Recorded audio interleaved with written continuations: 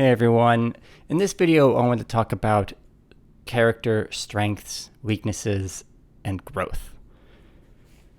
So, strengths and weaknesses sounds like it could be a superhero thing or something. This guy is super strong and fast, but he's weak to fire. And in a way, yeah, that's kind of what we mean, but those are physical strengths and weaknesses. We're also talking about mental strengths and weaknesses. And your physical can inform your mental and vice versa. And this is kind of important. You will, I think, many times see stories where a character is physically frail or dying, and mentally they are strong, brave, and inspiring. And this kind of connection between the mental and physical are something that you should really think about when you are creating characters for a story. On the subject of growth is really just another way of saying change. And if you don't believe that people can change, your stories are not going to be interesting. Just telling you that right now. People can change. We know this. This is not some existential thing. I'm just saying people can change. They change all the time. And an example of kind of an unchanging thing, which eventually they had to change, is Superman. Right? He was, forget the superpowers, and the connections to other intellectual properties. But he was always just this kind of virtuous symbol, always standing up for the little guy kind of thing, always willing to jump into a burning building to save people. Granted, he knew he wasn't going to get hurt in the process, but there's limitations to the types of plots that can be had with a character such as that who doesn't change. His only real weaknesses that people kind of talk about quite a bit were the physical weakness to kryptonite, and his mental weakness, if you call it this, is his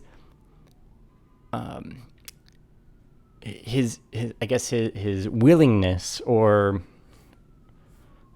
just immediate feeling to just jump right in to save someone. And it's kind of a strength in a way, but it's also used as a weakness, right? His enemies use that as a weapon against him. Pretend that there's somebody who needs help and, it's a trap kind of thing. So this really limits the different types of situations and different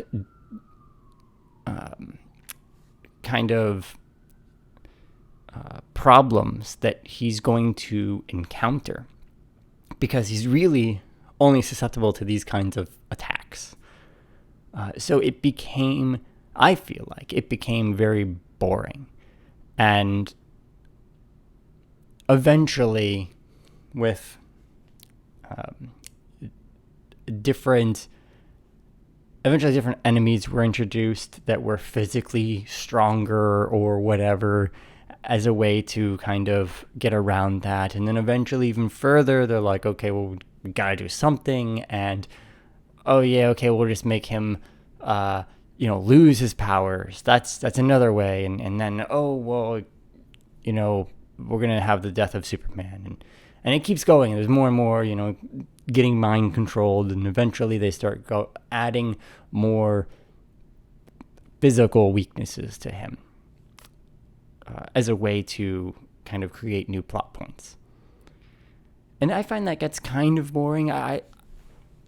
I like stories where a character grows and changes, and I think most people do as well. Seeing how a character goes from, from the kind of, you know, I guess unself-aware person where or they're like really depreciating their own value. They don't value themselves. They feel like everybody doesn't like them, kind of thing. And eventually, through the course of a story, they realize that they've been doing a lot of good things, and there are a lot of people who back them up, and that is a form of growth. And you would see that somebody who kind of realizes this, that they will generally be more optimistic, and generally be less standoffish with people that they are just meeting. So growth is a thing, and it's, in my opinion, very important.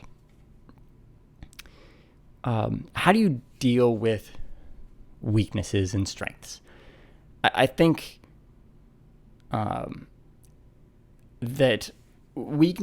character weaknesses are a great way to introduce hurdles for your character and to show growth. If a character is not so great at something, and it is their weakness, right? You have them encounter this early in the story, and they fail against it. And then later in the story, as they've grown, you show that growth by showing them succeed against this weakness. Are they afraid of bees, and then later they, encounter a beehive and they don't freak out because they have to get the thing that's beyond it or whatever. That's a small little growth that happens. And you pile on a bunch of those, pile on enough of them, and eventually you start seeing that this character is a different person from where they started.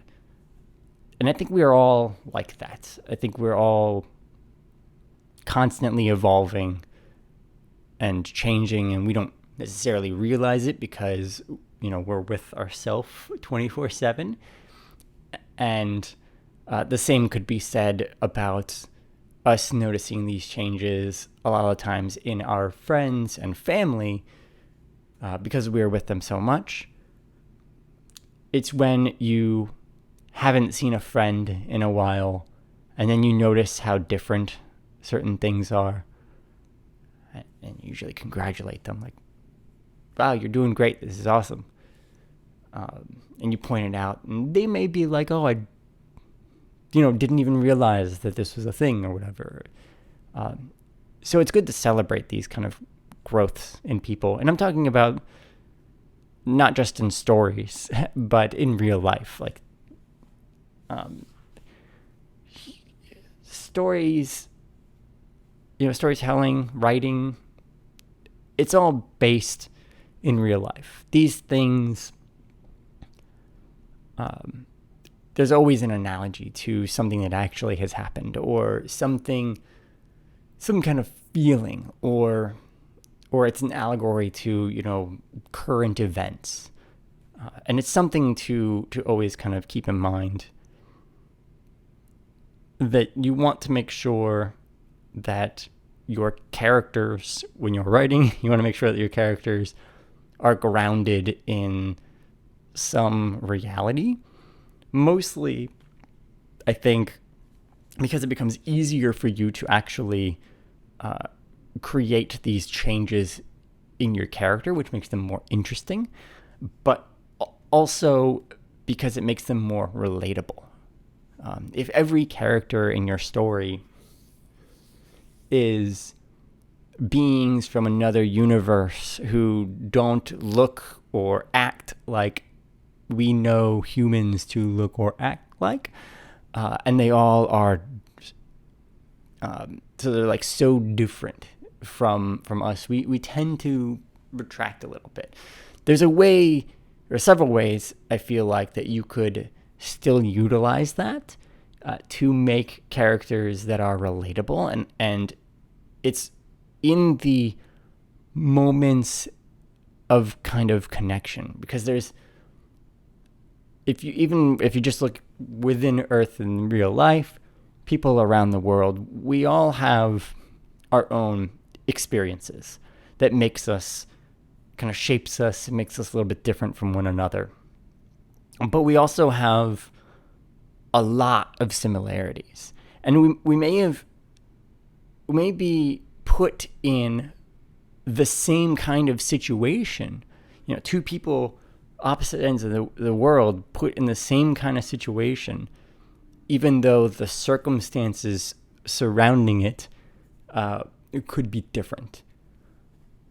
And I think that kind of human connection we have can be utilized in characters from another universe who are gaseous forms and whatever. Like, you find the things that make you find things that can be used as a connection point of humanity to this other being, and you use that to relate to them. And I think that's kind of the starting point, and you can change them from there. But I think I'm getting a little bit off of the topic, but I mean, essentially, yeah, I think character strengths and weaknesses are important as they inform character growth, which is even more important. And when it comes to, at least far as like creating an interesting story, when it comes to real life, yeah, I think character growth in us is very important. You should always be striving to make a better you, and analyze your strengths and weaknesses. And I know strengths and weaknesses can be a very subjective thing. Different people might feel like a certain thing is a strength, and some people might feel like it is a weakness. But look at consensus.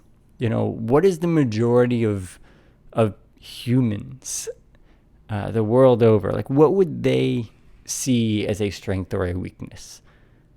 What are the majority of people in your, say, civilization, your country? What would they say is a strength or a weakness? And be honest.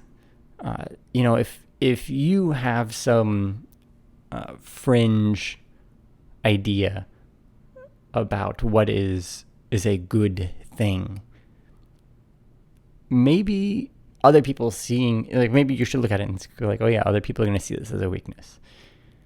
Then you have to question whether or not you should change that or embrace it or try to show people that it's not a weakness.